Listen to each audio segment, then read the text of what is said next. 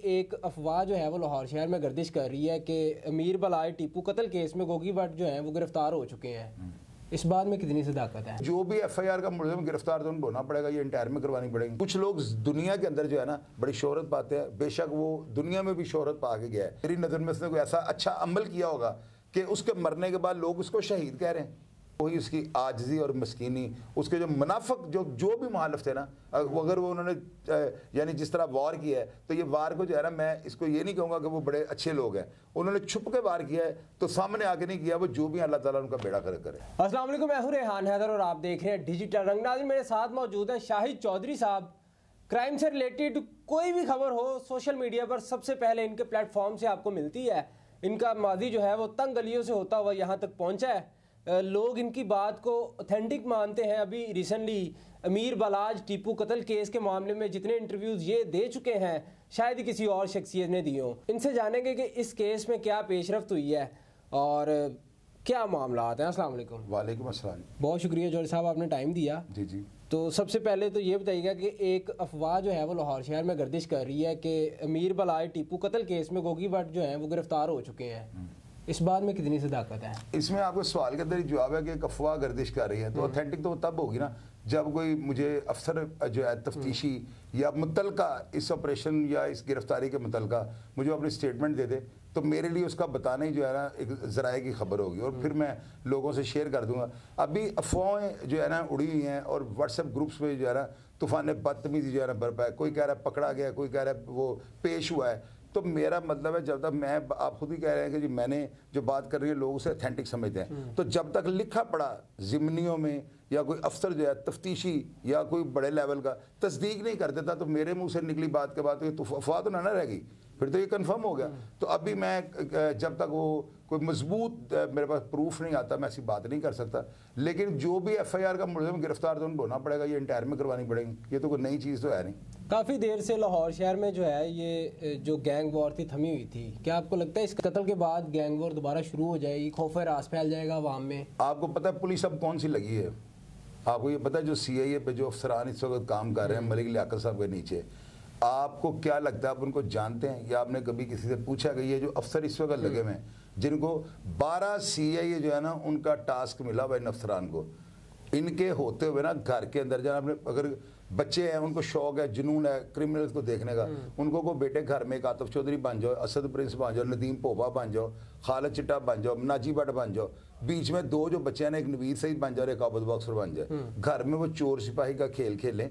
अगर कोई बच्चा या नौजवान ये कहे कि मैं गैंगस्टर बन जाऊंगा, तो आपने कभी उकाब को देखा है? वो 7वें आसमान से मछली को देखता है और वो ऊपर से सीधा ही 100 की स्पीड से नीचे आता है और मछली को उठाकर निकल जाता है। ये जो सीआईए के अफसरान है ना, मुजाहिद जट साहब से लेकर और फारूक असगर अवान तक जितनी भी सीआईए दरमियान में आती हैं, इनके जो अफसरान है ना ये अजगर हैं। बच्चे इन चीज़ों से बड़ा इंप्रेस होते हैं। बच्चे ये समझते हैं पता नहीं लाहौर के अंदर क्या। और देख रहे इस वक्त तूफान आया हुआ है। इंडिया का डिजिटल मीडिया 5000 जो चैनल है इंडिया का है, तो 700-800 चैनल है मेरे हिसाब से बलाज को कवरेज दे रहे हैं, रिपोर्ट कर रहे हैं इस सारे वाकयात को।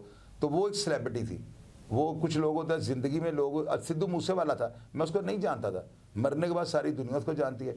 कुछ लोग दुनिया के अंदर जो है ना बड़ी शोहरत पाते हैं, बेशक वो दुनिया में भी शोहरत पा के गया है, लेकिन जो उसको प्रोटोकॉल मोहब्बत और दुख का इजहार इसकी मौत पर लोगों ने किया है पूरी दुनिया के, उनका किसी मजहब, किसी फिरके, किसी तंजीम ऑर्गेनाइजेशन से ताल्लुक है, वो दुश्मनदार हैं या वो शरीफ लोग हैं, वो कारोबारी हैं या वो सरमायादार हैं, वो जागीरदार हैं या वो गरीब आदमी है, हर शख्स ने नीचे जो है ना अफसोस का इजहार किया है। इसका मतलब 40 बंदे गवाही दो तो अल्लाह ताला से माफ़ कर देता है। उसकी जो पोस्टें हैं उनके नीचे करोड़ों में लोगों ने जो है ना कमेंट्स किए हुए, बहुत बड़ी ज़्यादती है। तो जब ये खल्के खुदा की आवाज़ बन जाए तो अल्लाह ताला ज़रूर से सुनता है। जो भी मुलज़मान जिन्होंने ये जुल्म किया है उसके घर वालों को इतना बड़ा जख्म दिया जो क़यामत तक नहीं भरना। लेकिन आप ये देखें कि उनके घर वालों को जो है ना उसकी मरग के ऊपर रोना नहीं चाहिए, दुख नहीं करना चाहिए, चूँकि वो शहीद है। अगर वो मरा होता तो इतनी लोग जो है ना उसके पीछे दुआएं तमन्नाएं नेक जो है ना वो उनका इजहार ना करते। उस बंदे को जो है ना उसकी बख्शिश जो है ना उसके कमेंट बॉक्स को खोल के पढ़ लें, किसी भी वीडियो के नीचे लोगों ने उसको बुरा नहीं कहा। गरीब लोग, माड़े लोग, उसके दोस्त यार सारे मेरे साथ राब्ते में, सारे दोस्त बलाज के। वो कहता है चोई साहब ਤੁਹਾਡੇ प्रोग्राम सुपर डुपर हिट जा रहे हैं, लेकिन खुदा दा वास्ता ਉਹਦੇ ਲਈ कोई नेगेटिव गल, मैं कहा यार वो किरदार नेगेटिव था ही नहीं, क्या उसके बारे में, उसके बड़े परदादा उसका ब्लैक किया था, मैंने बता दिया। अच्छा। बिल्ला ट्रक्का वाला जो था ना, उसका बाप या बाप था या ससुर था, वो ब्लैक करता था। बिल्ले के बाप के हद तक तो वो चीजें ठीक है। बिल्ला ट्रक्का वाला जब आया ना, उस वक्त ये लैंडलॉर्ड लोग बन चुके हुए थे, ट्रकों के अड्डे थे इनके अपने, लैंडलॉर्ड लोग थे। हाँ, तो मैं इन लोगों को कैसे नफी कह दूं, जो बंदा खुदा के नाम पे इतना रिज़्क बांटता है, लोगों के महीने वजीफे लगाए उसने, मैं यहाँ पर बैठ के अपने थंबनेल को और अपने प्रोग्राम को सजाने के लिए नेगेटिव बोल दूं, लाकी लानत मेरे ऊपर। मेरा काम ये बात है, मैं रियलिटी पे जो है बात करूं। आपको क्या लगता है कि जिंदगी में कौन सी ऐसी गलती हुई होगी, क्योंकि अमीर बलाज इंटरव्यूज में भी कहते थे कि मुझे तो ये दुश्मनी जो है विरासत में मिली है, मेरा क्या कसूर है, मैं भी आज़ादी से जीना चाहता हूँ। क्या ऐसी खता हो गई होगी कि जो उसे कब्र की दीवारों तक ले गई? मैं तो ये कहूँगा, मैंने बड़े प्रोग्राम्स में पहले ये बात की है, लेकिन आपने चूँकि मुझे सवाल और सोचने का मौका दे दिया है, मेरा जवाब ये है कि आप कहते हैं कि कौन सी गलती की होगी, मेरी नज़र में उसने कोई ऐसा अच्छा अमल किया होगा कि उसके मरने के बाद लोग उसको शहीद कह रहे हैं। मौत तो बरहक है ना, तो मुझे भी आ सकती है, आपको भी आ सकती है, क्या पता हमने ये पूरा प्रोग्राम भी करना है कि नहीं करना है। मौत का फरिश्ता तो हर जगह पे फिर रहा है, लेकिन मेरी नज़र में उसको जो है ना नज़र नहीं लगी, या उससे कोई गलती नहीं हुई, ये किसी की दुआ उसको लग गई थी। मौत तो बरहक है ना, मौत के बारे में तो अब ये नहीं कैसे वो मर क्यों गया है, भाई मरना तो हर बंदे ने है, लेकिन उसको हर बंदा ये कह रहा है वो शहीद है। यार ये एजाज़ नहीं है कि मुझे आप ये बताएं, ठीक है उसके घर वालों के लिए, उसके बच्चों के लिए जो है ना एक ऐसा हादसा हो गया कि उसकी जगह कोई भी दुनिया में नहीं ले सकता, लेकिन यार आप ये देखें शहीद का लफ्ज़ हर जुबान पे ज़दे आम है। लोग जो है ना ये लफ्ज़, मेरा नहीं ख्याल किसी के बारे में लिखते होंगे, हमारे आर्मी के जवान शहीद हो गए हैं, हमारी फौज पाकिस्तान के अलावा इतने बड़े हादसा, हमारी लॉ एंड ऑर्डर अदारे के अफसरान जो है वो दुनिया से कूच कर गए। लोगों ने इस तरह नहीं किया, लोग तो नीचे बाकायदा फातिहा अपने हर पोस्ट के कमेंट के साथ इन्ना लिल्लाहि व इन्ना इलैहि राजिऊन लिखा हुआ है, तो वो बंदा शहीद है। मेरी नज़र में नज़र नहीं लगी, ये अल्लाह ताला ने जो है ना उसके गुनाह माफ़ कर दिए हुए थे। उन्होंने ये सोचा होगा कि अब इससे कोई गुनाह ना हो जाए, इंसान गलती का पुतला है, तो अल्लाह ताला ने अपने प्यारों के पास बुलाना होता है। जब इंसान अपना ट्रैक सीधा कर लेता है ना और सोच लेता है कि मैंने बुरे काम नहीं करने, फिर अल्लाह ताला जो है ना, अब देखते नहीं लोग ये कहते हैं इन्हें बस अल्लाह को प्यारा हो गया, प्यारा ये क्यों नहीं कहा अल्लाह तो नफरत हो गई। जो बंदा मरता है ना वो अल्लाह को प्यारा हो जाता है, और ये तो जेन्युइन प्यारा था यार। आपके तो जाती मरासिम भी थे उनके साथ, रुआबित थे? नहीं, रुआबते नहीं थे, मेरे फोन पे 2 दफा बात हुई है प्रोग्राम के हवाले से, मुलाकात नहीं हुई कभी? मेरी बलाज से जेल के अंदर भी हम रहे हैं इकट्ठे, लेकिन ये नई जेल में था, ये पुरानी जेल में था 40 चक्की में, और मैं नई जेल 6 ब्लॉक में था। जेल एक ही थी, टाइम एक ही था, लेकिन मुलाकात वहाँ पे भी नहीं। फोन पे 2 दफा रहा, 2-2 घंटे 1.5 घंटा मेरी बातें हुई हैं। तो कैसा पाया आपने, शख्सियत कैसी देखी बलाज की? उसके अंदर रंगबाजी नहीं थी, उसका एटीट्यूड जो था ना एब्सोल्युटली जो है ना बिल्कुल जो बड़ा गुड था, और उसमें कोई ऐसी बात नहीं कि मैं आपको कहूँ, अगर उसने मेरे से कोई ऐसी बात की होती जिसमें मुझे परवानी या उस्तादी या अंडरवर्ल्ड नजर आता, तो खुदा की कसम मैंने सबसे पहले लोगों को उसकी अकड़ के बारे में बताना था कि इसका गुरूर और तकब्बुर जो है ना इसको मरवा गया है। लेकिन अगर वो बंदा मेरे जैसे काइयां रिंद बंदे को बात कर रहा है, मुझे पता है ये किस स्टेशन, किस ट्यून, किस बैंड में वॉल्यूम रख के ये बात कर रहा है, मुझे सारी इसकी ट्यून समझ आ रही है। खुदा की कसम ला इलाहा इल्लल्लाह मोहम्मद रसूलुल्लाह, मुझे उसके ऊपर इतना उसकी मौत पे दुख हुआ ना कि मैं आपको बयान नहीं कर सकता। वजह वो बातें मेरे ध्यान में आ रही हैं यार, वो किस तरह उसने मुझे कहा है कि जी मेरे बड़े जो है ना इन्होंने बहुत बड़ी गलती की। यार इतने बड़े अपने बड़ों के बारे में जिसको दुनिया मानती है, और ये बात रियलिटी है, मजे की बात ये है, उसने मेरी तरह जैसे मैं अपनी फाड़ देता हूँ सारा कुछ, अपनी जात की नफी करके रख दी है, बताया सब कुछ, जो किया वो लोगों को बताया, जो भुगता है वो भी बता दिया। तो मुझे वो बड़ा पसंद आया था। मैंने कहा यार अल्लाह ताला इसको नजर बात से बचाए, इसने अपना ट्रैक सीधा कर लिया हुआ है। जो बंदा अपने आप को इस लेवल पर ले जाता है ना, सच बोलना शुरू कर देता है, इसका मतलब वो अब खुदा की ज़ात से बहुत ज़्यादा डरना शुरू हो गया है।